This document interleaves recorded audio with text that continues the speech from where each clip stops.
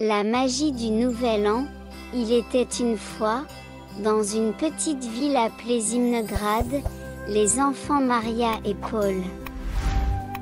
C'était une nuit d'hiver ordinaire, mais cette fois-ci, quelque chose de spécial était sur le point de se produire. Chapitre 1. Le mystérieux message. Le soir du Nouvel An, Maria et Pavel trouvèrent une lettre mystérieuse de la Vierge des Neiges. La lettre disait que le réveillon de cette année serait spécial et que les enfants auraient la chance de rencontrer minuit au pôle Nord. Chapitre 2. Voyage au pôle Nord.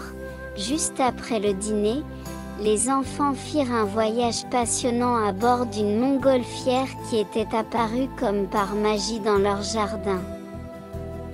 La montgolfière s'éleva dans le ciel et ils survolèrent des forêts enneigées où des reines les saluaient pour les prochaines vacances. Chapitre 3. Rencontre avec le Père Noël et la Vierge des Neiges.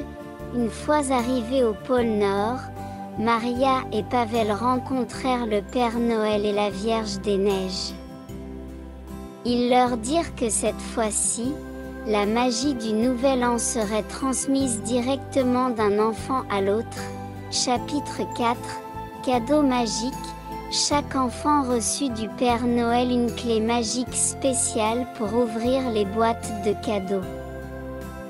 Mais ce qui était inhabituel, c'est que les enfants pouvaient choisir des cadeaux pour leurs amis et leur famille. Ils ont ressenti la joie de partager la magie et l'attention. Emballage.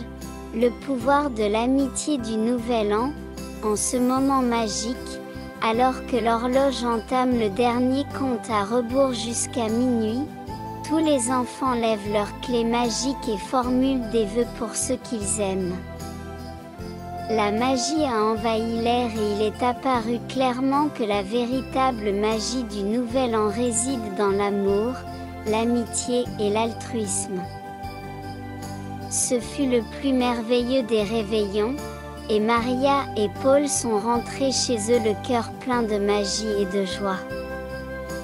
Leur amitié s'est renforcée, et le souvenir de la façon dont ils ont eux-mêmes participé à la magie du Nouvel An est resté gravé dans leur mémoire pour le reste de leur vie.